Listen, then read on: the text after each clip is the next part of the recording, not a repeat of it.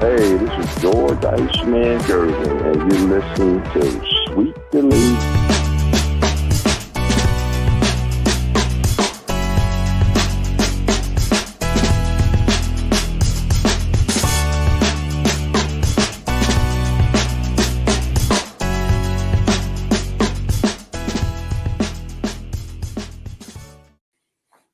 Man, my head seems to get bigger and bigger every time this thing clicks on. It is Sweep the League. It is episode 3.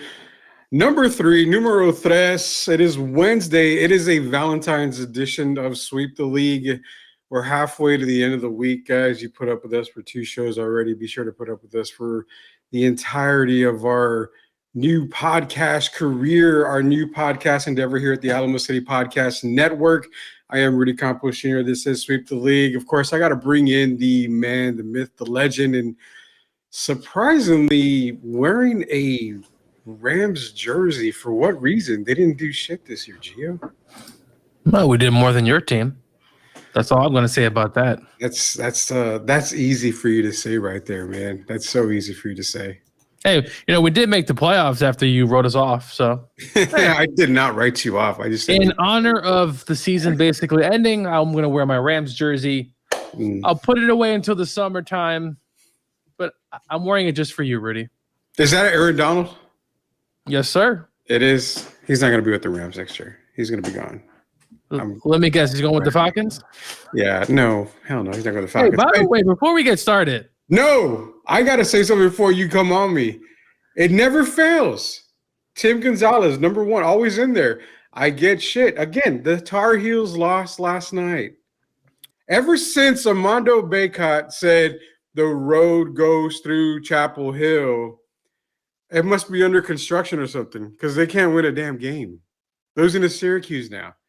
I'm getting so sick and tired of this. So sick and tired. But I give props for Tim Gonzalez. Hey, they did lose. But we are 1-0 against your Blue Devils, Gio, and Tim Gonzalez's Blue Devils. So definitely. What's up, Frank Valdez? Thanks for joining in, man. Appreciate you. JC's in here. Tim Gonzalez always in here. Armando Bacot to the Spurs. No. There's a lot better big guys out there. I would rather take an Armando Bacot, and I'm a Tar Heel fan. And sadly, it's not fun to be a Tar Heel fan nor a Falcon fan. What the hell did you want to tell me, Gio? Apparently, Arthur Blank wasn't at the press conference for the introduction of a new coach. What's up with that, Rudy? Was it on a Sunday? Because if it was on a Sunday, just like Chick-fil-A, it's closed in Mercedes-Benz Stadium. So I have no idea. Hey, man, it's the off-season. Who gives a Rudy? Who gives a rat's ass if the owner's there? Your head coach gets introduced, and the owner is not even there. It's just not a good look. It doesn't matter. I don't care. Does the owner of your company there when you bring in a new employee or something? It doesn't make it doesn't matter. This is completely different. Why this are you is completely different? Why are you dogging on my Falcons, man? Give me a break. We're coming off 7 years of 28-3. Raheem Morris, former Rams defensive coordinator, gets hired. It's his moment, and the owner is not even bothered to show up. It's just kind of rubbed me the wrong way. But hey, that's a typical move by your franchise. Not surprised. Wow, cheap shot, low blow. Low effing blow, dude. Get the hell out of here with that. This is Sweep the League. This is Coach Gio, the Ram Ambassador himself, Rudy Campos Jr. Hey, go smash that subscribe button on YouTube. All you got to do is go search Alamo City Podcast Network. Hit that subscribe button. If you're in San Antonio, we've been saying it, we got to get to 1,000 followers. We're at 671 last I checked. So 1,000 followers, we're going to pick a name out from a subscriber. And if you're in San Antonio, you're going to get a free meal. To where, Gio? To Burger King. Dude, I should slap you if you were here. Burger Boy. You guys are not eating the cheap shit that is Burger King. We give you Burger Boy meals here on Sweep the League. You got to be a subscriber to win. If you're not in San Antonio, that's fine. We're going to get you a gift card to Lids or something like that. Someone's going to win something. Somebody's going to win something, just like the NBA offseason. We're going to talk NBA offseason. LeBron rumors are coming up, bro. As you had heard, the Warriors made a case for LeBron. Daryl Morey was making a case for LeBron as well. Not only that, he was asking the Phoenix Suns if they would like to part ways with a Bradley Beal or a Kevin Durant. We're going to get into some of the offseason talk. Our Spurs Cheeseman is around Wemby. It's around Wemby. And surprisingly, because he's the only player that's worth a damn right now on the team, he basically told the front office that, hey, I want help and I want veteran help. So needless to say, we're going to get into Spurs Cheeseman when it comes to that. And, there's something about the Cheeseman, too, that we're going to bring up. The Trae Young to San Antonio stuff is it's getting a lot of traction. So with all the assets the Spurs have, I'm going to mention another guy and see if maybe this could be another piece, because I saw on Twitter one of the I can't remember, it's 210 something. I got to get the Twitter. I'm very sorry for that, but they mentioned, hey, who would be that fourth and final piece in the offseason you'd get? I have the perfect person, Gio. That's in the Spurs Cheeseman. We're going to talk with Ben Bornstein, Sweep the League senior NCAA analyst and NBA draft guru for Project Spurs. He's going to talk to us at 3 o'clock about the new changes for the NCAA tournament and everything else coming up like that. Quarterback rankings, Gio's happy because Matthew Stafford was number 5 in these rankings, but it's an absurd list. It's an absurd ranking. What? Listen, no. How is he not? I mean, the guy's everyone on that list who's won a Super Bowl. Please tell me. Just wait for the list to come. No. Just wait for the list to come. You look at the list. How many of those players have won an actual Super Bowl? Just wait. It's going to be very few. Very few. Wait for the list. We got to keep everybody waiting. That's all I'm going to say. Burger Boy over Whataburger. Yes. So send a gift card to the Netherlands. I will send the gift card wherever it needs to go around the world. Now, I don't know what exactly is in the Netherlands we can send a gift card for, but we can find something. Definitely. I'm not opposed to whatever. All we need you to do is subscribe, man. Go be a subscriber. Like I said, search Alabama City Podcast Network on YouTube, and you can find us there every Monday through Friday, 2 to 3. Gio.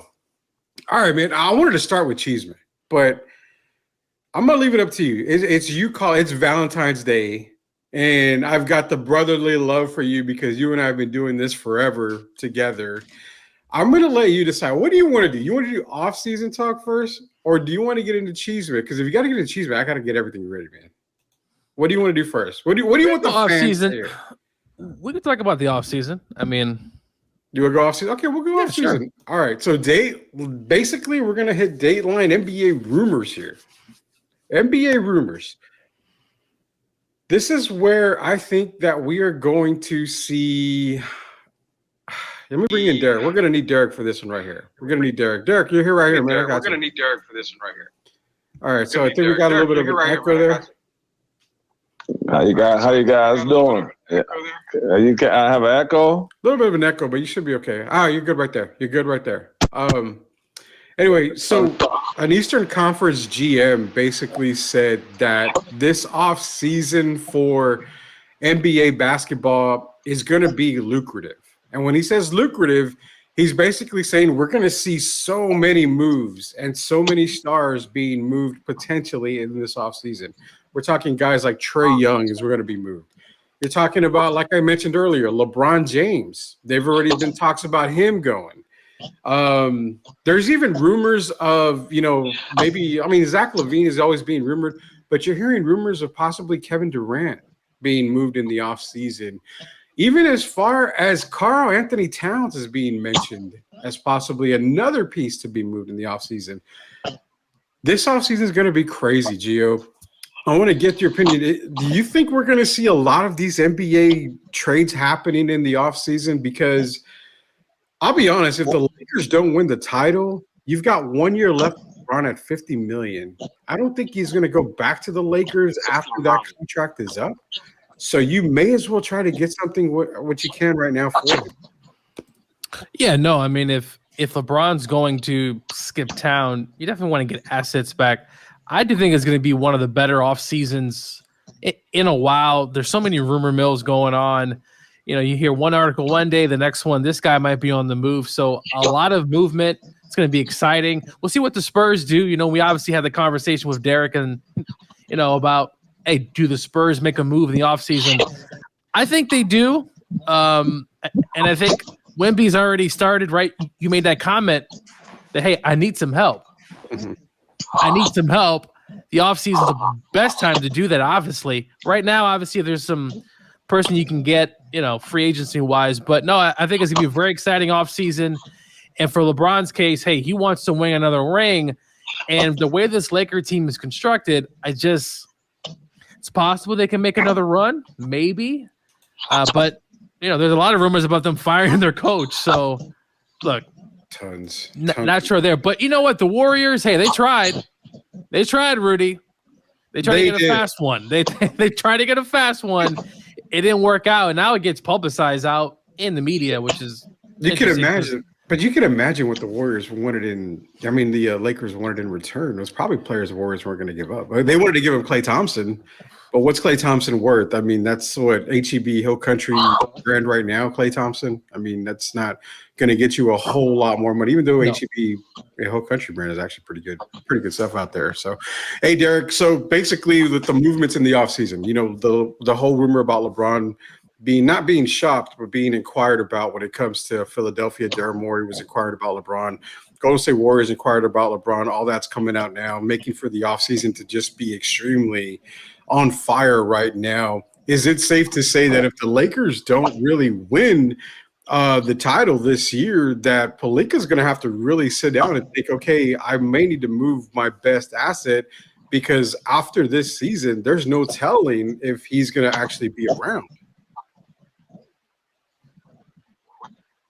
Well, first I'll say good afternoon to you guys.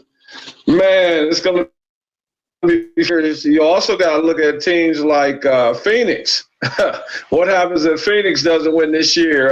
We all know how KD has a habit of moving around. So for LeBron, I don't know. They keep talking about LeBron wanting to play with Bronny. And for me, I would think that would probably be in LA if it were to happen. But at this point, I don't think the Lakers are worried about that. I think Anthony Davis has stepped up and become a leader on that team. And, I had mentioned people thought I was crazy, but I had mentioned at one time about trading LeBron myself, and people laughed at me. But, it's a business. But if they don't win this year, I could see him possibly being moved, possibly to the Eastern Conference somewhere. I don't know a team right now. But, yeah, if they don't win this year, of course he could be moved. I just think it's the time for a new era. Yeah, it definitely is time for a new era, especially in LA. They don't win a title. And, again, the whole thing with Bronny, I'm just going to go on. You guys can hear me? Yeah, we hear you good. You hear us, Eric? Should be able to hear him. Yeah, but you good, Derek? Let me say. The whole thing with LeBron and Bronny, I'm going to go on a side note. Wow. With Bronny here is the fact that he's undraftable to me. He's not a guy that's actually, I would even look at drafting when it comes to Bronny James at all. Because the thing with Bronny is the fact that he's getting all the hype, he's getting all this and stuff. He's not draftable. I would never, if I was a GM, I wouldn't be drafting Bronny James at all. And that's the issue I have with that. So there's also Tim Gonzalez in here saying there was a rumor Paul George going back to Indiana. I did see that right there. Yeah. That's going to be we have some technical difficulties with Derek Irvin, so we'll get him back here as soon as we can here. With Indiana, that would be interesting, Rudy. You have Siakam there, right? With the talent they already have, they don't play much defense, but you add George there, that could be an interesting mix of players kind of seeing if they can kind of make a run at it. But, there's going to be a lot of movement in the offseason. And like Derek said, Kevin Durant, Rudy, one moment he's like this, and one moment he's thinking something else. So you never know. Yeah, I totally understand that. The Kevin Durant thing, it's going to be interesting in offseason. I think the offseason is going to be super, super interesting. My thought about it is I think we're going to see a big move, a big player name being moved. Trae Young, obviously, I think is the one guy, and he's being rumored to San Antonio. We're going to get into that with the Cheeseman later because he's actually a part of the Cheeseman that we're going to be talking about later. When it comes to the San Antonio Spurs and Victor Wembanyama, again, that'll be there. Later on in the show, also, we've got Ben Bornstein, who's going to be joining us for some NCAA talk. Some NCAA rule changes were made yesterday. Ben's going to talk to us about that. He's going to be coming on at the 3 o'clock hour here with us here on Sweep the League. Again, it's Alamo City Podcast Network. Search for it on YouTube. Subscribe. If you're a ready subscriber, you're entered into the drawing. Once we hit that 1K subscriber, we're going to pick a name out of the hat, basically. You're going to win something. If you're loco, it's free Burger Boy. If you're not loco, it's free something. You're going to get something from the guys here at Sweep the League.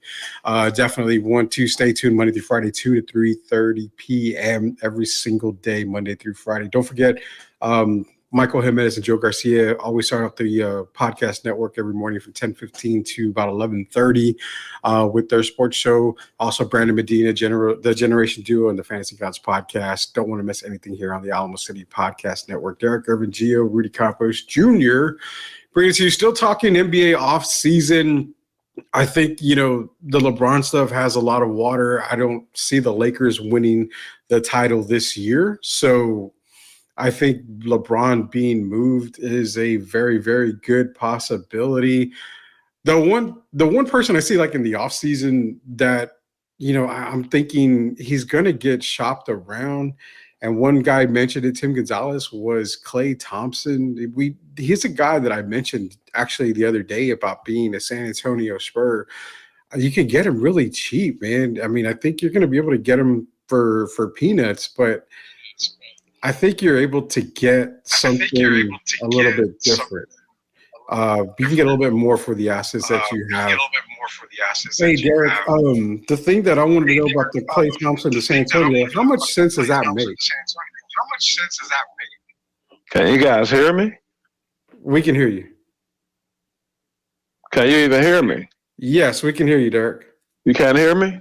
Yes. We can hear you, Derek. Okay, well, I think I don't know, man. Klay Thompson, I think that ship has sailed in Golden State as well with Klay and Draymond and Steph. I just think it's time for a change. Klay played well this season. He's played well lately, I'll say, the last few games after he pretty much was sent to the bench. But, yeah, I think if they don't win it this year as well, it's time for a change in Golden State. Klay, to me, is a Hall of Famer. But as you know, sometimes there's time for a change. And I think if they weren't to end up well this year, if they went out first or second round, I think Golden State would definitely look at moving him and Andrew Wiggins as well. So I think this is their swan song if they don't win it all. True. Very true. Very true. I like that. And the other thing with this, I've even heard the LeBron to SA rumors, and I don't think the LeBron to Spurs holds any water at all, to be honest with you. I don't think the LeBron to Spurs holds any water at all. Oh, no. No, his LeBron is, man. He ain't coming here. No, he ain't coming here. There's no way. I don't think, Gio, you got anything on that? Gio, what would you think about the Trae Young? Well, I mean, Trae Young would be a phenomenal pickup for the Spurs. Look, I know he's had a lot of negative talk about over the years and the type of player he is, but look, he averages 10 assists a game, as Derek said the other day. I mean, he's a playmaker. So I don't see a reason why, if he comes here, he's not someone who can put up those numbers and then some. And look, a great partnership to a big man is a guard, right? And a guard who can make passes, can make plays, and the Spurs just don't have that right now, at least at the point guard position. But I think it'd be phenomenal. Yeah, it'd be good. It'd be really, really good. Well, I hope the people of San Antonio, Rudy, I'm sorry. You talk about I told you earlier, we talked about Trae Young. The reason I said it the other day, but I think if you bring in Trae, you're bringing in a marquee name. Trae is not considered a superstar by some people, but if you look at what he's done over the last 4 or 5 years, that's considered superstar to me. And then you bring him with a young guy like Wembanyama. I just think they'd be unstoppable in the pick and roll, and that would open up things for everyone else. So if you tweak the lineup a little bit around those, I think you got the formula for a winning team as we move forward starting next season. Yeah, and that's what we're gonna dive into it because I want to get into some of the season before we have to bring in Benjamin Bornstein to talk a little bit NCAA Let's go and do the Cheeseman because this Cheeseman is going to get pretty good here. Let me grab our. Let me get our little intro here so we have it perfectly set up here. Spurs Cheeseman time. So, like, I hear about the Spurs this y Spurs that, y como que esto, esta, pero I never hear about the real Spurs Cheeseman. Dime, por favor. All right, thank you, Spurs Cheeseman girl. So basically, we're going to talk a lot about this whole Wembanyama thing now. So Victor Wembanyama obviously came out, didn't really specifically, I guess, target it. It's hard to say like that. But he's talking about he needs help. He needs veteran help. He needs, players around him. You got to surround him. I guarantee that. Frank Valdez in here got him with Wemby on TK pick and roll day. Exactly. I mean, this is where Trae Young benefits playing with Wembanyama. Now, Derek made a fantastic point to me when he said, I told him, I'm not too sure about Trae because I'm one-sided. I see the scoring side. He does average 10 assists a game, but I still think he wants to score a lot more than, if he's here in San Antonio, he wants to score the ball a lot. But Derek also, put me in my place as well when he said he would be a way better pick and roll guy with Wembanyama here. That would be so deadly because you don't know who's going to shoot the ball. I mean, that would be brutal for any defense to handle a pick and roll between Trae Young and Wembanyama. But Derek is also right. Looking at the facts here, he would be more of a facilitator in Pop's system, which makes perfect sense for guys if you're able to keep like a Devin Vassell and, even a Jeremy Sohan. He doesn't, he's just going to be able to roam around the court, get a dunk here or there, cut to the basket. We've seen Jeremy improve on his three-point shooting as well this season. So I think a player like Trae Young benefits the San Antonio Spurs a whole lot. Gio, I want to get with Gio real quick before I get to you, Derek, because these are all your points. I want to get Gio's perspective on them before we head to Derek. But Gio, Trae Young to San Antonio, it's nothing but upside if you see it. Do you see any downside to that move being made if it is? Yeah, just maybe he's, as Rudy said, straightforward, wants to score the basketball, doesn't want to be a facilitator as he has been in Atlanta. I would see that. I mean, look, he's been averaging a good amount of points. I mean, as he gets older, obviously, that tend to changes a certain bit, but he still has it, right? He's still showing that in Atlanta. So the negative side would be, him not averaging that 10 assists per game and kind of taking a big dip. But overall, I mean, look, we've seen some of the great duos and pick and roll like Stockton and Malone, which I'm not saying that's going to happen, right? But there's an opportunity here to really set a stage and to really take this team to the next level. Look, even if they get Trae next year, are there a number one team in the West? Probably not, right? There's still pieces that need to be developed. Some of the young guys have to continue to move forward. But adding Trae Young, the negative probably would be the assist going down in numbers and, his point total probably going up a tick. But overall, I think it's going to be a match made in heaven. And I think they'll be able to get this to work out because Trae is going to realize, look, I got a 7'4" guy in the post has so much different types of skill set that he's never seen, right? So you can use that to the advantage. But that's all I got to say on that. The Trae Young thing it's a good match, and people are saying he averages 20 and 10 this year. You're right on that. Derek, the Trae Young thing, you're a high advocate because that's where the whole thing of you mentioned, there's no more ice in San Antonio, obviously with George retired, but there could be a new ice age coming with Ice Trae coming to San Antonio. So what do you think the new ice age in San Antonio would look like if Trae Young was here? Hey, guys, you hear me without the speaker? Without my headphones? Yeah, we're good. Rudy? Yeah, all right. we're good. Well, man, the reason I said that is because I just think it's, I would be excited to see another Trae. It's not the Iceman, but George is not walking through that door. But I would love to see Ice Trae walk through. And I mean that with all sincerity. I think Trae Young can really help this city. I think Trae is tough, man. I think he gets slighted a lot of it because he's small, and then a lot of it because he's in Atlanta, and Atlanta hasn't been doing well over the years. But him as an individual player, I just think he would be a different player here. And Gio, I actually disagree. I think his average would go down as far as scoring, and I think his average assists would go up because I think he realizes now that he's not the first option. It's similar to Dame Lillard in Portland. I mean, when he went to Milwaukee from Portland. Dame knows once he got there, he's no longer the first option. And he's willing to accept that. It's all about winning now. And I think Trey would be the same here in San Antonio. I think he's matured. People forget Trey is only 27 or 28 years old. So he's still got time. I don't even know if he's peaked yet as far as being the best basketball player he can be. I think he's still learning learning the game. You put him with a guy like Wembanyama, I think it'll show that Trey has learned to understand the NBA game. I think he would sacrifice for winning, and I just think it would be a really good move for the Spurs overall. There you go. Y'all are convincing me, about it because I was not convinced about it. One thing, too, I want to add on. Trey did take a Hawks team to the Eastern Conference Finals. For what it's worth, he did take a team deep into the run. So we've seen him in playoff success in recent years. So I think it's going to be a good move. Yeah, I mean, y'all are convincing me of it for sure. I mean, that makes a lot of sense. Trae Young to the San Antonio Spurs.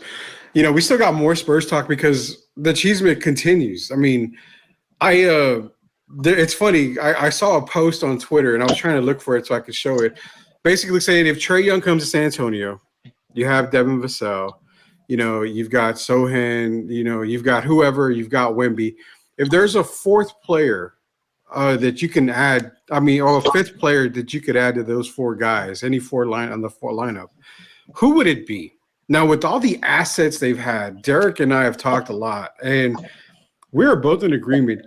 If you were to go get a player like a Lauri Markkanen for the San Antonio Spurs, adding him with a Trae Young and a Devin Vassell and a Victor Wembanyama, Lauri Markkanen is a person who, okay, I'm saying it here. If you've got those guys on the floor, I would say yes, my foot is in the door when it comes to playoff. Play-in team, that's a play-in team guaranteed. Playoff team, my foot's in the door. I'm picking my head in because that's a team that can compete with every single team in the West. Lauri Markkanen to the Spurs. Derek, this was one of your biggest guys that you were talking about. Give me the insight of Lauri Markkanen being a San Antonio Spur. In our eyes, our dreams of having Markkanen as a Spur, finally, because I've always wanted him to be a San Antonio Spur. Well, you're talking about an all-star player, first of all, and then you're bringing him in with Trae Young. It doesn't get much better than that. If you're bringing in a guard who can distribute the ball, he can score if you need him to score, and then you're bringing in, to me, Markkanen is a marquee player. And a lot of people still don't he doesn't get the notoriety he deserves up in Utah. But, man, the guy is, to me, he's a top 15 player. And I'm saying that right now. To me, he's a top 15 player. We all have our opinions. But when I look at him and all the skill set, the things that he can do, and then at his height, he's a remarkable player. I think you bring him with Victor Wembanyama, you're talking about a different style of twin towers, and they would just make the Spurs a very formidable team. And once again, we can't leave out I cannot leave out Devin Vassell. I was actually sorry to see Doug McDermott go. So I think you fill that spot with maybe a C.D. Osman or someone. You bring in a guy that can be that sixth or seventh man off the bench. But, yeah, if you could get guys like a Trae Young and a Lauri Markkanen, you're talking about a team that's going to be, I won't say in contention, but you're talking about a team that will scare a lot of teams starting early as next season. Yeah, you're not talking about a championship team, but you're talking championship aspirations, dreams, because they're on the right path. If you go out and get a Lauri Markkanen and a Trae Young, again, these are obviously full dreams. I think the Trae Young talk has more water. It holds more water to the San Antonio Spurs. The Markkanen is just kind of one of those guys of who would fit with the Spurs if they went and got a Trae Young. I mean, that would be the absolute perfect fit.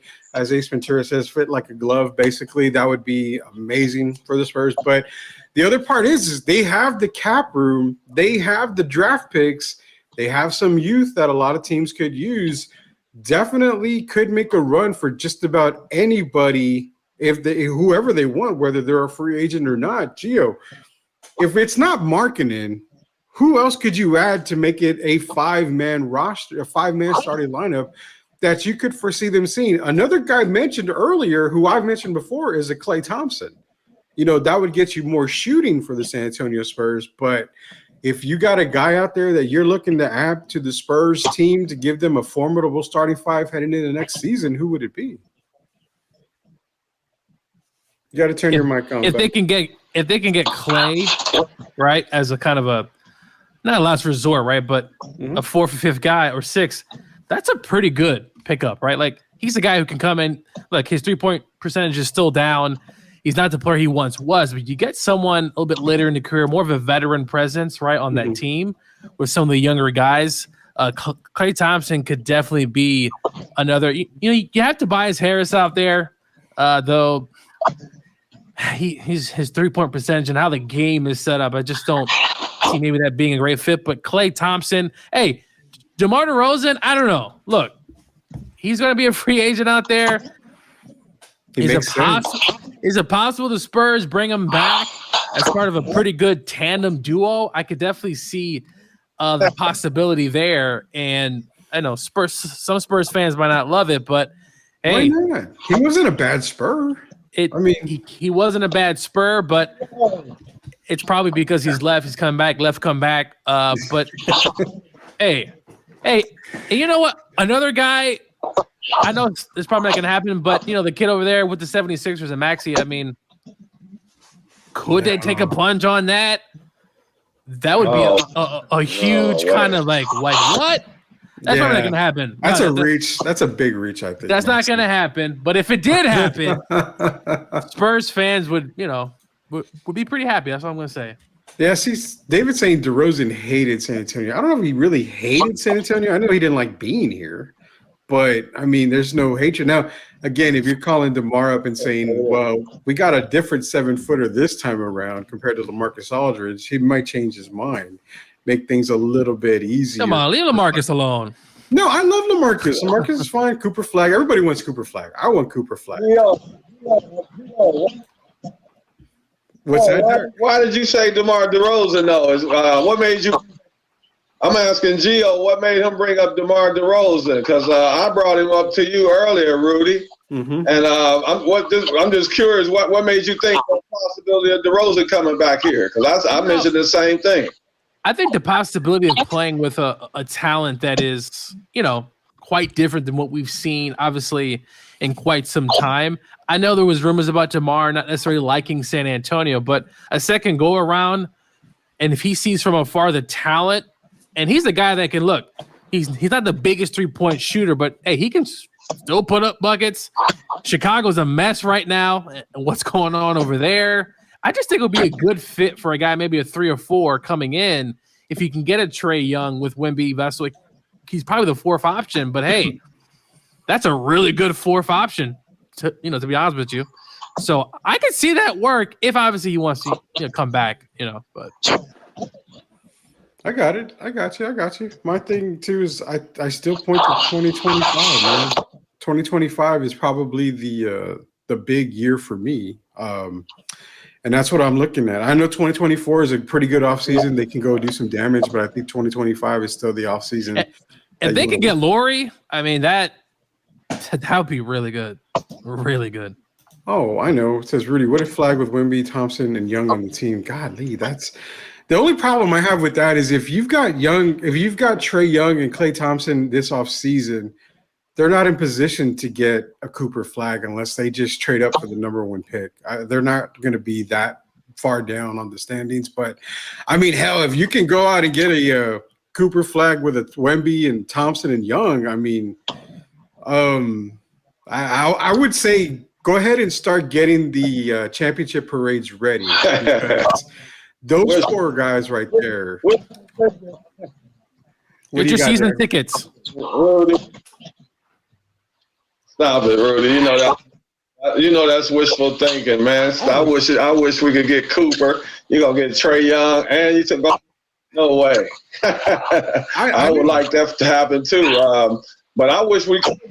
I know you got to sacrifice something, and that's the sad part. I wish we could make all these moves this coming season and then go for Cooper Flag in 2025, but that's just too good to be true. I wish it were possible, but, man, that's like a pipe dream. Yeah, I know, man. I know. And, Matthew Lerma brings up the great point, a fantastic point, because the Spurs do hold Atlanta's 2025 unprotected pick. If you gut Atlanta this offseason and you take Trae Young, DeJounte's probably not sticking with Atlanta. That leaves them in the bottom tier of the league. So Matt makes a perfect point. Cooper Flag in 2025 is a possibility thanks to Atlanta's unprotected first-round pick. Now, the problem I see is if you go after Trae Young, does Atlanta want that pick back? I mean, that's where I'm kind of like, I don't know if I want to give that back, knowing that your team's going to suck next year and you're going to be a lottery team. So keep in mind, it could happen, Jarek. I mean, we could see Cooper there. Rudy, I have a question for you. You've been really spilling Cooper this week. What school is he committed to go to? As we go to a commercial break, I refrain from mentioning what school Cooper Flag is attending next season. Yes, I know. It's down the road on Tobacco Road. It is one Duke Blue Devil team that it's gonna suck because I'm gonna enjoy watching Cooper play college ball for the wrong team or the terrible team, but I'm not gonna cheer for him at all. At all. Hey, speaking of embarrassing moments, hey, Gio, I got a question. Yesterday you mentioned and you were giving all the praise in the world for the Milwaukee Bucks, and they went ahead and just shit the bed last night. What about those Bucks, Gio? How are they looking so far? Look. I'm talking about playoffs, man. In the words of Jim Mora, okay? Playoffs. This is what I'm talking about. I'm not talking about regular season games, though it was somewhat of a good game, or an important game, should I say. But look, playoff time, they're still gelling. Doc Rivers, he's the one wild card I'm a little worried about because, he always seems to give up leads in the playoffs and things don't work out. But look, I think it's still a talented team, two really good talents. I think the Bucks are still going to be in the conversation to get to the finals. Look, call me crazy, but shut your mouth. There's no way. Look, and playoff time is a little different. All right, things sometimes get a little slower. Look, just give it time. Stars will rise in the postseason, and we'll see.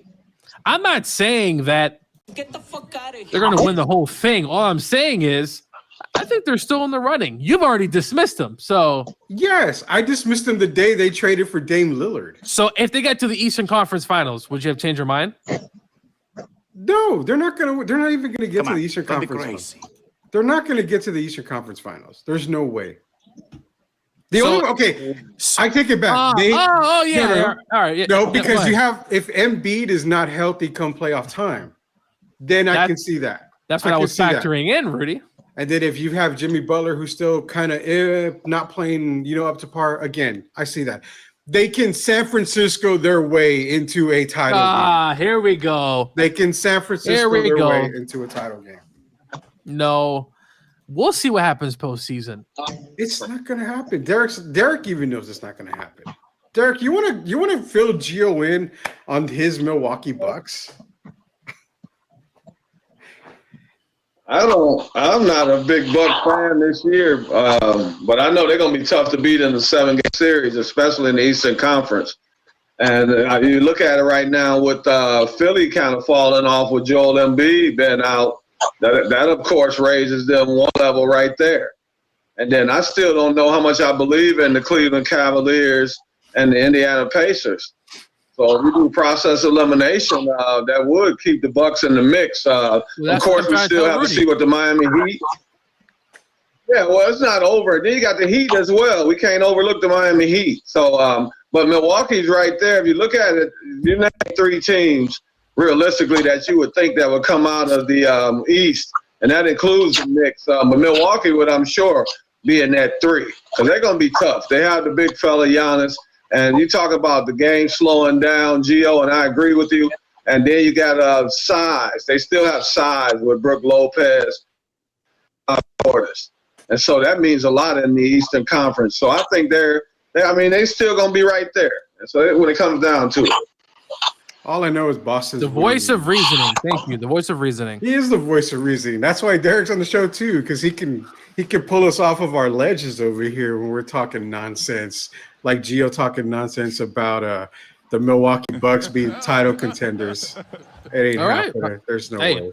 There's no way. We'll see what happens, Rudy. We'll see. We will see. You know what does happen is Monday through Friday, Sweep the League comes to you from 2 to 3:30 p.m. every single day. Follow us on the Alamo City Podcast Network. Search that on YouTube. Hit the subscribe button. We're giving away some stuff once we hit 1,000 subscribers. In fact, Gio's begging me to give something away even before we hit 1,000 subscribers. So we'll see what we can do about giving something away to all the subscribers out there. We love that y'all listen to us. We're glad you put up with our shenanigans. We are talking NBA basketball. Man, we've got Ben Bornstein. Probably in about another 15 minutes, Ben's going to join us to talk real quick on NCAA basketball. A couple of rule changes. I'm pretty sure Ben's going to give me crap about my North Carolina Tar Heels. We got some quarterback talk here coming up here as well. USFL and XFL rules, we're going to kind of get into that a little bit here. I think Gio's going to look it up for you guys, go over some of the rules that are in place. But before we get to Ben here, I'm going to bring up something that I definitely want to talk about. Let me share the screen. This is the first time I do this. You got to bear with me, guys, because I don't do this very often. So you got to help me out here and bear with us. We're sharing the screen. So basically, what you're seeing on screen is from the 33rd team off of the Twitter 2024 offseason power ranking. So, okay, got a problem with this here. I'm going to go first. You look at number 18, Brock Purdy. How is Brock Purdy worse than an Anthony Richardson? Even an Aaron Rodgers? I mean, yeah, injury-filled, whatever. How is he worse than Geno Smith, Kyler Murray? I mean, honestly, man, the guy's done more in his little career than Dak Prescott has.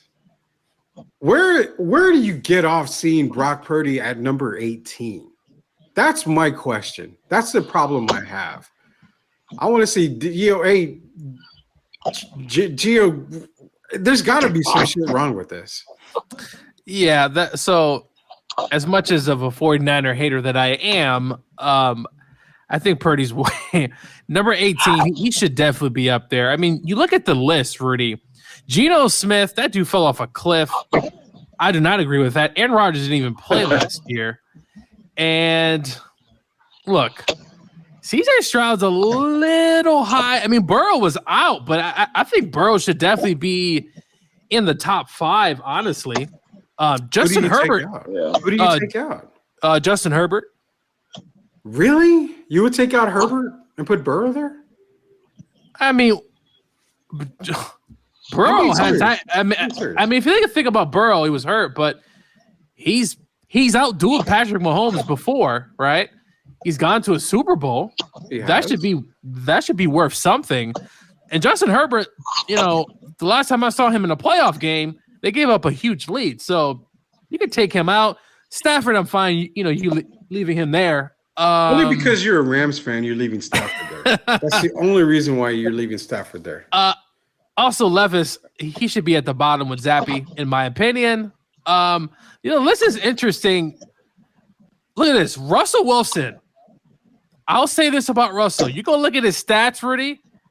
The man actually had a pretty good year. He had a fantastic year. Yeah, he had a pretty fantastic year.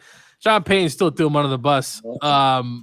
But the list, Purdy needs to be high. Richardson didn't even finish the season. I have a big issue with that. Kyler Murray, he spent most of the year playing Call of Duty, so he needs to be a little bit lower than that. So this list is kind of weird to me, though, too, because I think Baker should be up. Tua had a good year. Justin Fields, he needs to be lower than that. 100%. This is kind of a weird list, though. It's kind of a little hanky-janky, to be honest with you. Tim Gonzalez mentioned Dak and CJ should switch places. I've got a problem with that because, honestly, I'm ranking CJ higher than Dak based off of 2023. I'm ranking CJ higher than Dak. I'm ranking Joe Burrow, even though it was injury filled. When you look at going into 2024, I'm ranking Joe Burrow higher than Dak Prescott. I'm ranking Jared Goff for the season he had higher than Dak Prescott. Even Russell Wilson should be close to where that ranking is. Seeing Dak Prescott at 6, it really has me bothered. Really has me triggered. Well, I mean, really, Dak actually statistically had a really good year. I think he had about 36 touchdowns and I think around 9 or 10 picks. I mean, that's a good, solid year. Trevor Lawrence, he had a bit of a down year, honestly. They started off really good, Rudy, and then they kind of fell off the wagon towards the end of the year. But Kyler Murray, to me, is this based off of like a few years ago? Because I don't know. He didn't even play last year. I mean, they did have some wins down the stretch. But yeah, no, this list is it's just and then your boy from Atlanta. Don't get me started. I guess he's probably where he needs to be. Yeah, I don't know. He's definitely right there. We leave him there. He's bottom tier. Derek. But the one thing I will agree is Matthew Stafford. Thank for the love to put him on there because that guy is one of the best throwers of football you will ever see. That's all I'm gonna say. I'll give you that. Derek, give me your thoughts on the list here, man. I'm looking at this list, and hey, first of all, we talked about when you started with Brock Purdy, right? Yeah. So I got Brock Purdy and Jalen Hurts right now. I don't think Jalen Hurts had a great finish to his season. I thought he played well the first 11 games, but after that, I mean, it was a total roller coaster ride. So I would even have Purdy over him. And then some of these guys, man, it's absolutely ridiculous. You mentioned you don't even have Dak in the top 6, Rudy. No, I don't. I mean, he's in the top 6. Wasn't he in the MVP voting? Didn't he get MVP votes? So that at least puts him in the top. And so, and he talked about removing Justin Herbert. I had Justin Herbert as my MVP favorite going into the 23-24 season. So I don't think he drops very far. But if you look at some of these guys, Kyler Murray, I think that's ridiculous that he's over Purdy. Kirk Cousins, I mean, come on. Jared Goff has had a good year, but I think Purdy had a better year than all those guys. If you look at the success, and I thought it was based on success. And if you look at success, you can't say that the 49ers just did it because of the other guys. Purdy played a major factor in that. So I think the list is kind of bogus, to be honest about it. Yeah, I'm agree. I mean, Purdy should be, honestly, if I'm looking at the list based off of success, I mean, Brock Purdy, can we argue the fact that Brock Purdy should be no lower than 4 based off of success and based off of his year? Well, okay, Gio, before you say it, he got MVP, consideration. That's why he's got to be at least top 4. The only thing I'll say about the list and what I think maybe whoever did this is maybe putting the system ahead of Purdy. Maybe they're saying, hey, Kyle Shanahan's system, anyone could come in and be successful. We saw Jimmy Garoppolo, Rudy, in this system get to an actual Super Bowl and almost beat Patrick Mahomes. And he's also been to several NFC championship games. So it's possible whoever did this list, the idea of Purdy being such a system quarterback or a game manager, right, as Cam Newton likes to say, that essentially they're saying, hey, Purdy's good, but the system is what is showing maybe his ceiling is not as high as what, because maybe if he's outside the system, if Purdy's with Atlanta, what do you think he does, Rudy? He doesn't put up statistics that he did this year. Obviously, doesn't lead him to a Super Bowl. I don't think he's going to make the playoffs. Well, you know what? I take it back. Playoffs are a possibility because in that division, you just have to limp into first place. But my argument is you also need good players. So I think it's unfair to lock Purdy into that just system guy. But this is what it's kind of looking like from afar, at least for me. Okay. I'll give you that. Fair enough. He did say Dak finished second in MVP voting, which I do get that. Daniel Jones is going to be forever linked to me because I remember on one of our first draft nights that we did a live show, I said Daniel Jones would be the better quarterback between him and Kyler Murray. Wait a minute, where is Daniel Jones on the list? He's number 23. But for my argument's sake, it's hard to say if him or Murray have had the better career so far. I mean, it's very tough to say between those two guys. No, it's not. It's Kyler. Oh my God, Kyler Murray. Yeah, it's Kyler Murray. Stop. Yeah, stop it. Stop that, Rudy. Stop that. I'm trying to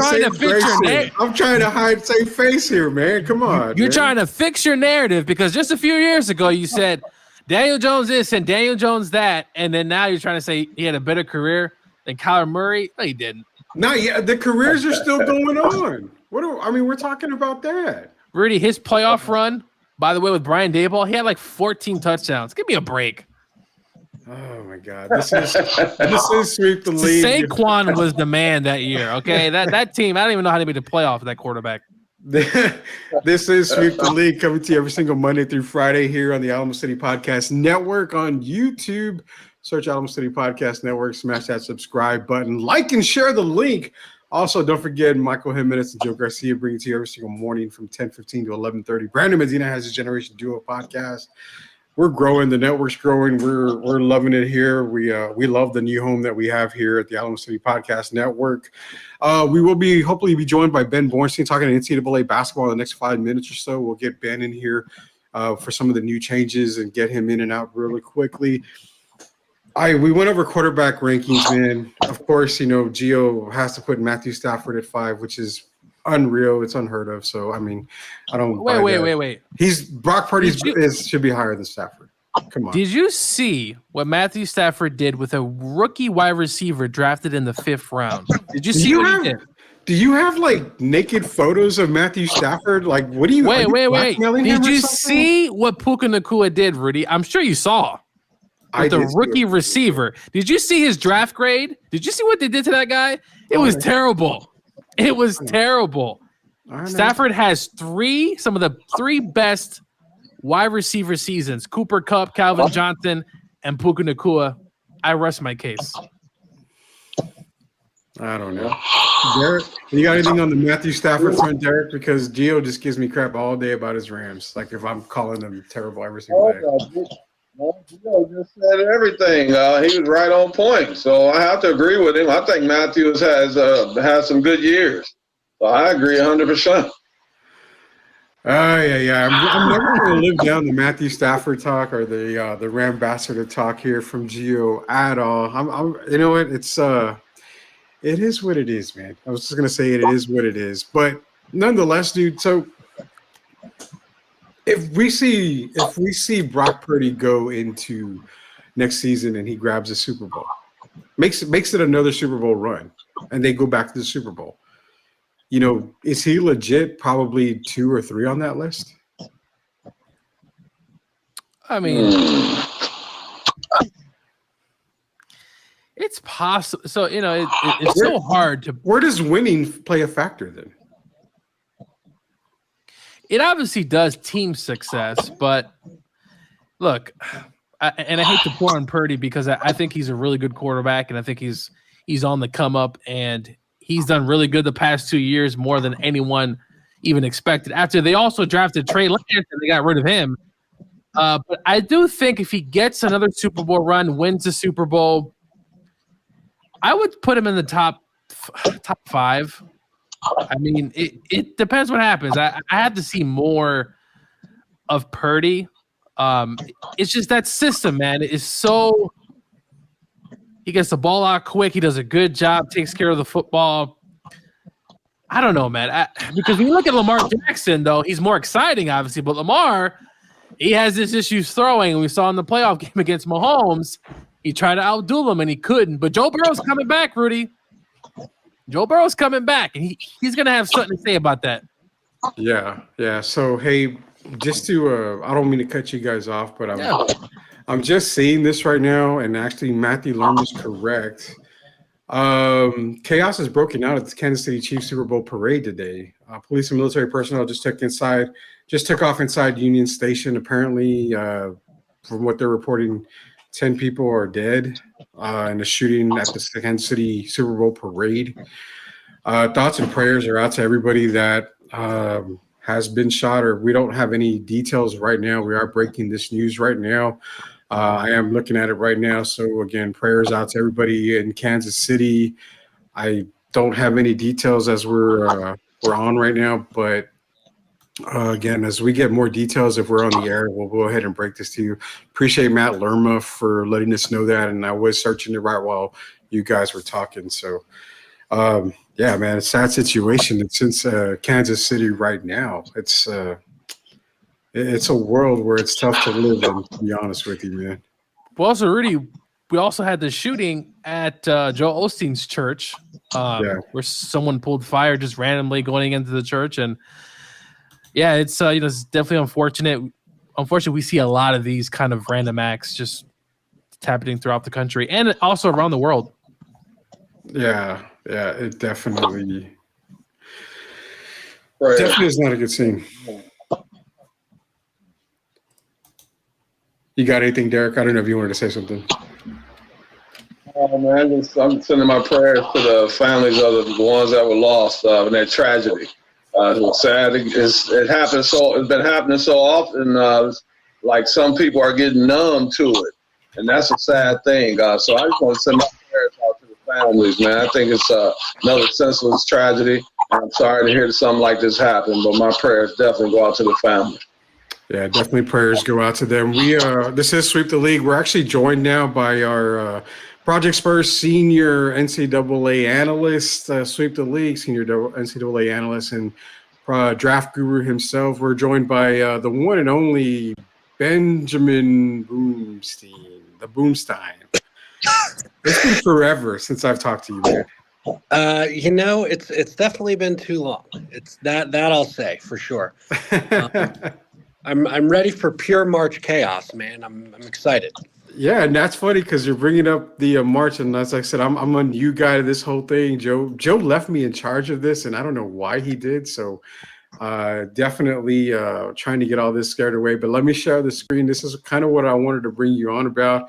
Ross Dellinger over on Twitter, man. First and foremost, thank you for joining us, Ben. Like I said, senior analyst for NCAA and NBA guru, draft guru himself. But you got them exploring the NCAA tournament, college football playoffs, ACC Big 12's new roles, the inevitable expansion in March, some modifications to Project Division I, all this coming out. It's got to do something to March matches and NCAA just in general, from what I'm understanding. Yeah, I don't like the way this is heading. If indeed they do decide to expand it, I was actually against it when they did an initial expansion in, they had 64 teams for a very long time, right? I think it was after the 1985 tournament. That was when Villanova won, but there weren't 16 teams in every bracket. So they expanded it again in 2001. They added a single play-in game. Fine. Then they added the other three first four games, what are now called the first four games that are played like Tuesday and Wednesday now. That was in 2011. And even in 2011, I was not super happy with that because you're now starting to water down your field. And I thought there would be a bit of a trickle effect where you allow 68 teams to get in. Now you're going to talk about, what's another 16? What's another, insert the number here, right? So for me, expansion is bad. I mean, I know there are a ton of Division I teams. There's over 300 Division I basketball teams. And at some point you have to say, you know what? Maybe not all of these are good. Maybe not all of these teams deserve to be in the postseason. And that's why you have the NIT, right? It's a good opportunity for a lot of those teams that were maybe bubble teams that weren't as good, had a decent season, or at least a good season compared to their normal standards. And they can go out and still play. They have teams on campus, or they have students on campus. They play actual home games for the NIT. And then, of course, the NIT's Final Four is in Madison Square Garden, obviously a great basketball venue. So, I just don't think you need more than 68 right now. And it's scary that we're even having a discussion. Yeah, it makes more sense to do it for, college football, where they're expanding to, I believe it was 12 or 16 teams coming up here. So it makes more sense there. But yeah, for NCAA basketball, it makes almost no sense at all. We're talking to the Boomstein that I always mess that up, and I'm going to get that one day. One day. Benjamin over here from Project Spurs, senior analyst over there for NCAA basketball, NBA draft guru. And I got to ask you before we cut it short with you, because I know you're a busy man. I got to – the check's in the mail, by the way. I talked to Joe. The check's in the mail, so you have to – I know you have an appearance fee that you always charge. Right. So I told Joe to send you the check. But, man, with Spurs Talk, that you do a lot of Spurs Talk and draft coming up, 2024, you've got some players there, definitely. And I'm looking at 2025. The question that I want to ask you first, has Cameron Boozer declared anything? I mean, is he going to be in the 2025 draft, or is it not until 2026? He is going to be in the recruiting class of 2025, at least as of now. He hasn't moved up. I don't think he would be eligible to reclassify up a year. He's not old enough. So he's going to be in the recruiting class of 2025, which means the draft class of 2026. Okay. So everybody's just honing their eyes in on one Cooper Flagg in 2025. Yes, Cooper Flagg is the prize. Would you say, now for me, it's kind of – I'm going to get a lot of hell from Spurs fans, but Cooper Flagg is going to have the same type of hype and the same kind of impact that Wembanyama has to wherever he goes. That's the type of player that I see him as. Can you give people a little background on Cooper Flagg? He'll definitely have a lot of hype, because I think he's very clearly the best player in that class, in the 2024 recruiting class, and possibly the 25 draft class. And a lot of people perceive the 25 draft class to be a lot better than this year's, so that helps him too. But for people wondering, basically, Cooper, a lot the really funny comparison that I see is a lot of people are calling him like a modern day Larry Bird, because the kid's fairly athletic and he's white and he can shoot. So now he's Larry Bird all of a sudden. That's not to say he's not a very good player. He is. I'm assuming that he plays at Duke the way everybody thinks he will. He will be the number one draft pick in 2025.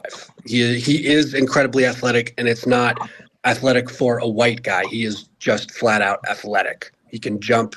He shoots the ball really well. I think we're going to have to see how well he shoots it from three at the college level, just because the distances keep growing as you go to each level. So, it's a lot easier to hit from high school three than it is college, than it is NBA. So as long as he shows that he's got that kind of range, I think he'll be great. He'll be fine. And he will make an immediate impact on whoever drafts him. I don't know if he'll make a Wembanyama-sized impact. I mean, you're talking about a guy who just within this last week had a triple-double with blocks. Mm-hmm. And was the first to do so since – he was the first rookie to do so since David Robinson in 1990. So It's been a while. To say a guy is going to have an impact like that is pretty bold, but I'm willing to bet he's going to be the betting favorite for the top draft pick in 25, and then the rookie of the year in for the 25-26 season. Yeah. Hey, man, before we let you go, like I said, I know you're a busy, man. Before we let you go, we're going to give one of our followers and listeners a chance to ask you a question. Tim Gonzalez says, what is Tyrese Proctor's draft status? Could be on the Spurs radar. So where does Proctor fall on the Spurs radar? I mean, is it somebody that you think they could really, really be looking at? He's a guy you should be looking at if you're looking to move back in the draft. If the Spurs get that Raptors pick and they have their own pick and they're not really sure what they want to do, and they decide we're going to go full Patriots and just take these picks, give them away, and move back in this draft and get future picks, then I think it's a good spot to get Tyrese Proctor. He's probably a guy who belongs, I would say, in the 20s and later of the draft. This year, everybody thought, he showed flashes at the end of last season of what kind of guard he could be. But, Jeremy Roach has really been the starter for Duke, and Jared McCain has had some really nice moments. And I think some of that has taken away from the momentum of Proctor. So he's a guy you should be looking at if you can get him kind of later in this draft, either late first round or early second. Nice. Hey, guys, this is Benjamin Bornstein, Project Spurs, and the official NCAA analyst for Sweep the League and NBA draft guru for Sweep the League. We're going to get you on a lot more, man, because we definitely want to get some draft talk here towards the end of the season. We're going to try to get you to come on to give Spurs fans an idea of who they might be looking at, considering they may have multiple picks in the first round this year, which is a good possibility. But yeah, man, appreciate you joining on. And again, the check's in the mail. I promise you. I just texted Joe Garcia. He asked me how many zeros to add at the end. I told him at least, okay. All right. At least 5 zeros. As long as there's 2 after the decimal point, it's fine. Oh, yeah. Definitely got you on there, man. I appreciate you joining, Ben. Thanks for coming on, man. Absolutely. Thanks for having me. All right, Ben. That was Ben. What's up, man? Where's my check, Rudy? Where's Derek's check? Where's Derek's check? Y'all's check is at the end of the month is when we get paid from YouTube, apparently. So that's where the check's coming in from. So that was Ben Bornstein. He gave you a little bit of insight as far as Cooper Flag in 2025. We had a Tyrese Proctor question from Tim Gonzalez. Great question, Tim. Appreciate you asking that. And again, gave you a little bit of quick background on what's happening with the NCAA. This is Sweep the League. You are listening to us on the Alamo Study Podcast Network. Go onto YouTube, search it, subscribe, like, and share. We want to grow this channel. We want to grow this podcast. We want everybody listening. We've got more guests coming on. I'm working on Jeff Garcia for hopefully tomorrow to come on. So we'll definitely talk about, see if we can get Jeff on the show for tomorrow. Derek, what's your assessment of Cooper Flag? Because we're getting a draft guy who studies the game, but an actual player, former player of the game. I want to know exactly what your assessment of Cooper Flag is. From what I've seen so far, I think you're talking about a guy that's going to be a star in the league. He has all the ability. He's very athletic, but he also understands the game. And I think so that's going to be very important. But I think his ceiling is very high. I can't wait till he comes into the draft. I think he's going to do well next season in college. I think he's going to be an asset for Duke. But as we know, it's going to be kind of like Zion. He plays 1 year, and then he gets ready for the NBA. I'm very excited about it, and I think the fans will be very excited about it. I think he's the new kid, going to be the new kid on the block, the next superstar that Victor Wembanyama and Chet Holmgren and all those guys are going to have to deal with. Yeah, I agree, man. Gio, you've got to be excited to have Cooper Flag at least for one season. For one season, Zion was there for one. We've had so many great players that come out of Duke, right, Rudy? That's some really great players. Grant Hill, Christian Laettner. There's only one so far, Grant Hill. Keep naming them because I guarantee you. Hey, Kyrie was a good player, Rudy. Okay, Kyrie. Who else? Should we go with Carolina? This is not a Duke Carolina game, all right? Let's not talk about that. We'll talk about that in a different episode. Oh, you don't want to go with that. You don't want to go with that talk. Tim, we're going to ask Jeff about the dream lineup. Like I said, I'm trying to get him on for the show tomorrow so we can talk about that. Gio tries to, But Cooper, it's going to be exciting. A lot of noise on Twitter, or should I say X, whatever you want to call it nowadays. But I'm definitely excited to see him play. It's going to be a fun year next year when we beat Carolina twice. So, oh my God, I don't doubt it. You probably will beat Carolina, man. So, if they get lucky and the Spurs are able to draft Cooper Flag because of Atlanta and their lottery pick, would you have T-shirts being made for the Spurs that say, Victory Flag? Rudy, you better copyright that. Rudy, you better copyright it now. I'm copywriting it right now. You better copyright it right now. If not, someone's gonna steal it. I know. I shouldn't steal it. I shouldn't have said it never live said on the anything. air, but we'll see if we could get. Well, we got to make sure it happens first. We can't just. Can't just go out on a limb. Well, if you make the shirts now, if it doesn't happen, you could send it to a different country. So. Wow, man. Kind of like the Super Bowl shirts, right? Now yeah. That whole thing, man. All right, man. So, hey, we've got a little bit of time left. We like to have fun at the end of the day. We do sweep or keep. And again, this is kind of a sweep or keep type of moment here. I got a list here, and I don't know if I have it online. Let me see if I can find it so I can show you guys here. But earlier, I found a post that has the most unstoppable duos if you were to pair them in the NBA. I want to get into that talk, but real quick before we do, Matthew Lerma had a thing yesterday, Gio. Do you happen to have the XFL, USFL stuff up? I'm trying to see if I want to get into that kind of talk as well, real quick here. I did. Give me one second. Basically, until you look it up, I'll give you a couple of minutes on this. Before you look it up, the thing is that USFL and XFL have combined. San Antonio has a team, the San Antonio Brahmas. They're being coached by Wade Phillips, actually. So they kind of combined rules. You're getting some rules of the USFL, some rules of the XFL. One rule that I really loved was the kickoff return, where you had everybody lined up on the opposing, I believe, 20, and they couldn't move until that player caught the ball, was receiving the ball. Then it limits for concussions. That's what really, really was the reason why I love that rule. I don't think they adapted that rule into this league. They did not adapt it. They did adapt the XFL's rule of the extra point. So you go from, I think the 10-yard line is 1 point, 20-yard lines to 30-yard lines. Which is actually pretty cool, Rudy, because now it really changes the game, right? There's no more extra points. So you get 1, 2, and 3 style points, depending on how many yards you want to go. So I thought that was a really clever way to introduce something a little bit different. And there's also a few other rules as well. We talked about the kickoff rule, and also the overtime rule is going to be very similar to college.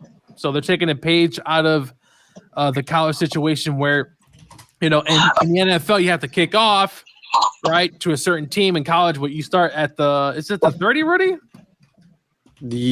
Something 20. Something similar to that.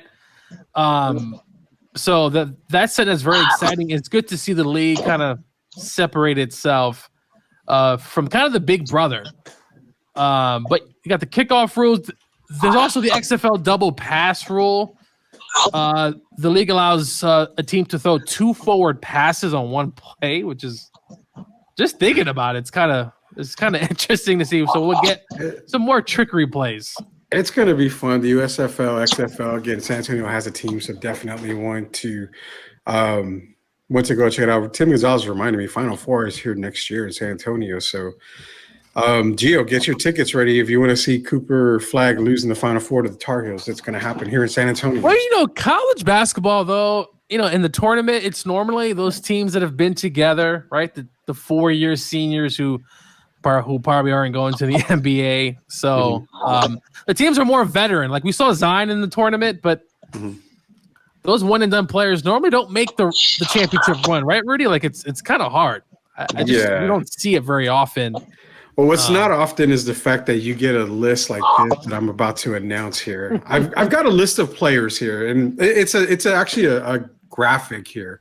So I couldn't find the graphic. That's my fault again. I'm an old man. I'm an old fart. I don't know how to do this technology stuff, but nonetheless, man, you've got pairing. So today's players paired with a former player to create an unstoppable duo. Now, before we react to some of these, we're gonna go through a couple of them here. They have Wilt Chamberlain paired with Steph Curry. I would say that'd be pretty dominant. That would be a pretty dominant duo right there. I think so. They have Joel Embiid and Allen Iverson as an unstoppable duo. I think I could pick another person besides Allen Iverson for the Sixers to make that a very unstoppable duo. For the Lakers, they have LeBron James, obviously currently player, Which guy do you think the Lakers have that they picked for the Lakers as an unstoppable duo? Just give me a player, anybody. Magic. No, Derek. For the Lakers, I would have to say Shaq. Okay, both of y'all both get the buzzer from the Family Feud because they say the most unstoppable duo is LeBron and Kobe for the Lakers. Okay. That would be. They get no. Not at all, man. I thought they get the buzzer, not us.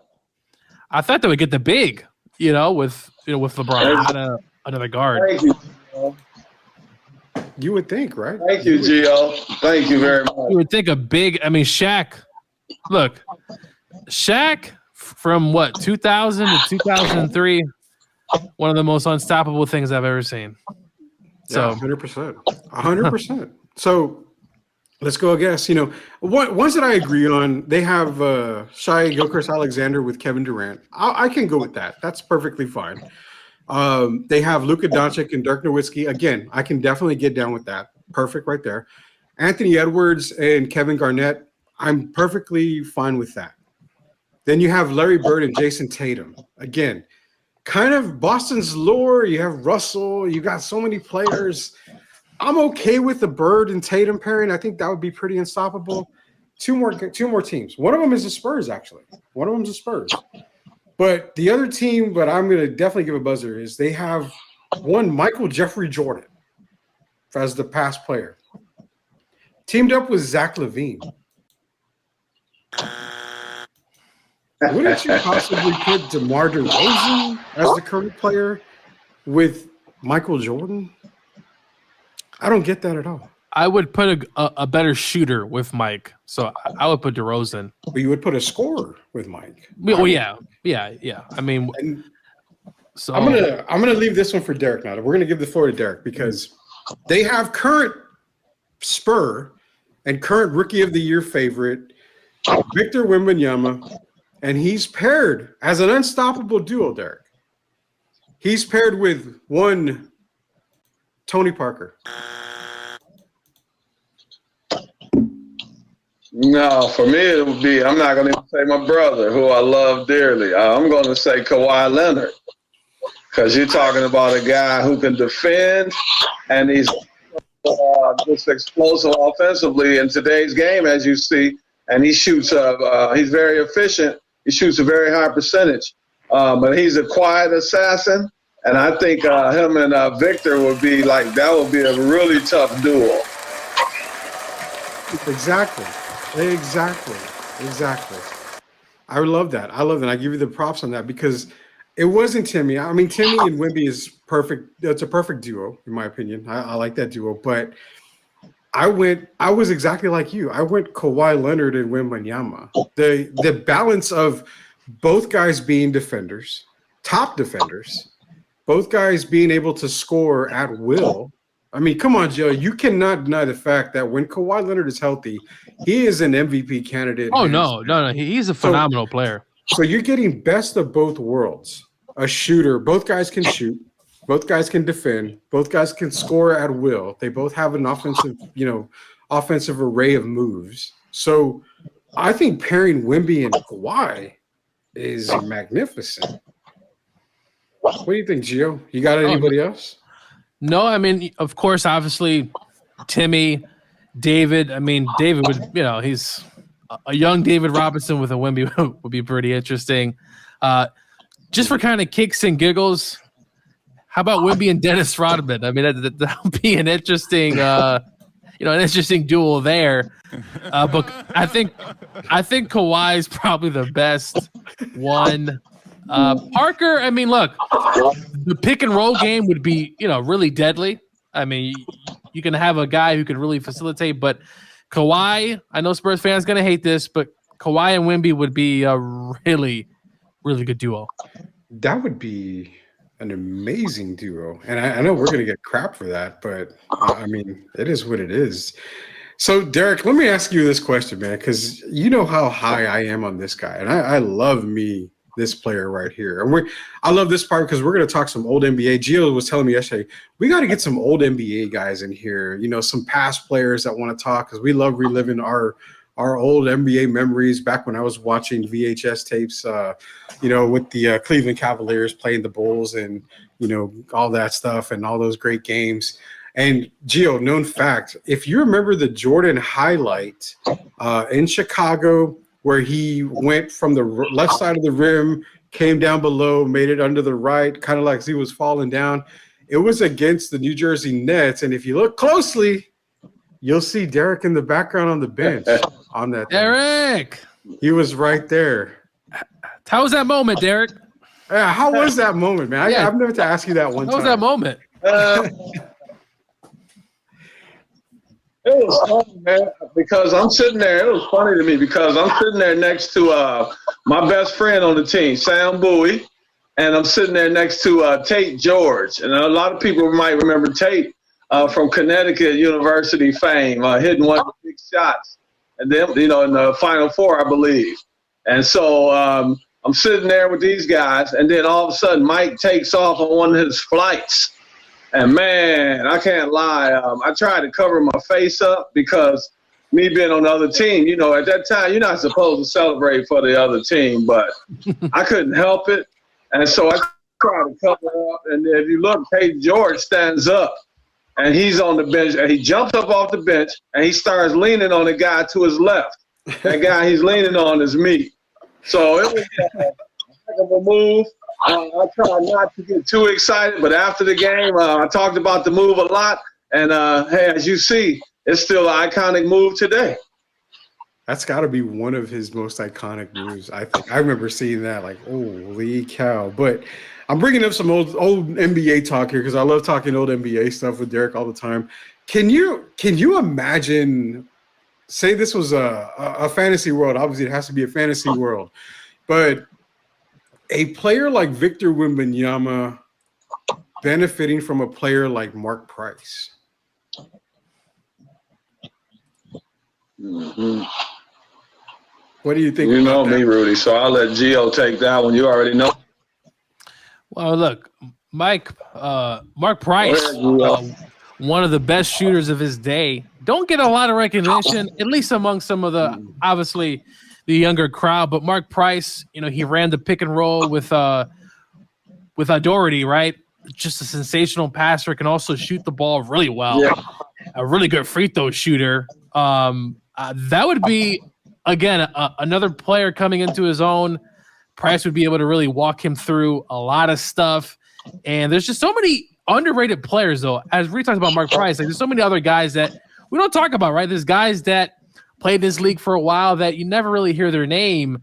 And it's funny that you brought up Mark Price because I tweeted at Mark, I think it was like last year, Rudy, a video of Steve Kerr talking about Mark and how great of a shooter that he was in his day. But Mark Price and Wemby, that would be another match made in heaven. I mean, you're talking about Mark Price, the originator, the creator of the step through on the pick and roll. I mean, to me, I actually, tried to mirror my game off of Mark Price. I mean, a lot of people really don't know that, but when I played, I studied Mark Price a lot, man. Can you really say the perfect point guard? For me, he kind of was the perfect point guard. Can shoot, can pass, very good playmaker. I mean, to me, he was probably one of the best point guards ever but that's just my opinion. I know he's not up there, top point guards ever, but I mean, definitely is one of my top point guards, period. So, oh yeah, no, I mean, he would split the pick and roll. I mean, he was definitely ahead of his time. Yeah, he was. Hey, Derek, give me a player from way back when, because you and I are the old guys on the team, that you feel never got the love that deserves it. Because I mean, I always talk to you about those Cleveland Cavalier teams with Larry Nance, Brad Daugherty, Mark Price, Craig Elo, Steve Kerr, Ron Harper. I mean, the list goes on and on. I think Bobby Fields was a part of that team. I mean, Hot Rod Williams. Don't forget Hot Rod Williams, right? Man, Duncan. Oh, Rudy, that is a heck of a question. Now, I'm going to go back. I'm going to mention a power forward that a lot of people don't talk about. if you go back to his college career, University of Houston to be exact, he played really well, and they defeated Kareem Abdul-Jabbar and UCLA. And then Kareem and them, of course, got revenge later on when it mattered the most. And that's Alvin Hayes. They talk about a lot of great power forwards, but they don't. They talk about the Duncans and the Karl Malones, and we hear about the Charles Barkleys and those guys, but you never hear really about Alvin Hayes. The guy could defend. He could score the basketball. He could jump out the gym. And he was just a defensive presence. And, I mean, the guy could block shots. He could stand in the paint. And it kind of reminded me of Wilt somewhat. How he could just stand there on the guy he's actually guarding and still jump high enough to deflect the shot. So, yeah, for me it would be Alvin Hayes, the Big E they called him, the Big E. Mm-hmm. Yeah, Alvin Hayes, man. I mean, again, another guy didn't get a whole lot of love, man. It's crazy. It's crazy. There's so many guys. You know, I remember I saw a highlight of Alex English, and he was a guy in the 80s who, if you look at this guy's highlights, I mean, he was one of the highest points per game average in the NBA during that time. You never even hear about his name, but you go look at that guy's highlights. He was a walking basket. Could really, really play. Just so many other guys. Sidney Moncrief. I mean, there's a number of guys you just don't really hear, but obviously, you know, it's just different NBA. And I grew up in the 90s, so I love watching like 90s old, you know, NBA tapes and all that stuff. So, another guy, Rudy, one last guy, Tom Chambers. Well, I think he was actually a really good player, and Tom could score, man. Tom could play. Go watch the highlights for any of you who are listening. You don't know who Tom Chambers is. Go YouTube Tom Chambers, and I mean he is a really good player. Yeah, Tom Chambers. Derek mentioned Tom Chambers the other day. Yo, I played against Tom. I'm sorry, Rudy. I played against Tom at the end of his career in Israel. Oh, wow. Yeah. Tom Chambers is another one, man. We're just to sweep the league. We're going through some old NBA players. We're having a little bit of fun with some old NBA talk here on the Alamo City Podcast Network. Just search for them on YouTube, subscribe, like, and share this video. You know, we're talking about older NBA guys. I like having talks like this from time to time. Again, real quick, prayers out to everybody in Kansas City from all of us. That's a very, very tragic situation. As more news comes in, we'll definitely be sharing it for you guys. But, the thing, too, is, man, I'm a huge Drazen Petrovic fan, like massive Drazen Petrovic fan. I've made that very well known. Let me see. The Drew Show is there. Says, I'll say he was a good team defender, not one-on-one. Cavs were a top defense in the league and run the Darty. I guess it didn't matter with Jordan. Yeah, not many things mattered with Jordan when he played. I mean, the Cavs had the unfortunate thing of being around when Jordan was just Jordan. I mean, you really couldn't play against that guy and defend him, and it just was kind of like that in the East. I mean, unless you had a team like Boston, that was kind of where you were. So I felt bad for those Cavs teams. But, yeah, we're about to end the show here in a little bit. But Drazen Petrovic is a guy that people just don't know when it came to Drazen Petrovic. I mean, you think Steph Curry is, a fantastic shooter. Drazen was on a whole nother level, You got something, Derek? Rudy, can I tell the quick story before? Yeah. Well, as you know, and Gio, I don't know if you know, I was when I was playing with the Nets, I had become a starter. So before I was a starter, I was playing backup at the small forward and the shooting guard spot. So then all of a sudden I get hurt. I become a starter, and I hurt my back. And so I was no longer in the backcourt backing up Reggie Theus, and I moved back to just my position in the front court. So between myself and Chris Morris for that starting spot at the small forward. But when I got hurt, that's when Drazen Petrovic was brought in from the Portland Trail Blazers. So a lot of people don't know, but without me getting hurt, there's a chance Drazen might have never come to New Jersey Nets. So I just thought I'd give people a little taste, a little history. Wow. There you go, man. History right there. Also, I thought about Derek Coleman, the lefty. He was another good player as well. Yeah, well, we're both from Detroit. Yep. I know DC since he was in 9th grade. So to be able to play with him, even for the short period of time I played, was nothing short of a blessing. Oh, yeah, man. And that's the thing is that's what we do here. We're going to talk a lot about NBA history from time to time because, honestly, we don't even scratch the surface when it comes to reliving the 80s and 90s. There's so many stories. There's so many great players that a lot of people don't really talk about that we love to talk about. But this is Sweep the League. Hey, Sweep the League comes to you Monday through Friday from 2 to 3:30 every single day. Remember, go to YouTube, search Alamo City Podcast Network, hit that subscribe button, like, share. We're going to give away some stuff. We've got Burger Boy gift cards for you local guys. We've got Lids gift cards that we're going to give away. We got to hit that 1K on the subscribe list. Once we hit 1K, we'll get a lucky subscriber. You'll get something from us here at Sweep the League. Again, join us Monday through Friday, 2 to 3:30 p.m. Unfortunately, our time today has been up, but hey, it's Valentine's Day. Happy Valentine's Day to everybody out there. It is Wednesday. We made it through half the week. You got 2 more days with us. Tomorrow, we're hoping that Jeff Garcia does come back or does come on the show with us tomorrow so we can talk more Spurs basketball. We'll get you his dream team lineup going into next season. I believe Tim Gonzalez was the one asking that. But for everybody else, Derek Gervin, for The Rock, who couldn't make it today, he might be back on tomorrow. You'll be seeing me and Gio again. Derek, I believe you're coming back on Friday, I believe, for the Friday edition. You're going to end the week with us 3 right here. So for Gio, for Derek, this is Rudy Campos Jr. Until we sweep the league again next time, see you later, Knuckleheads.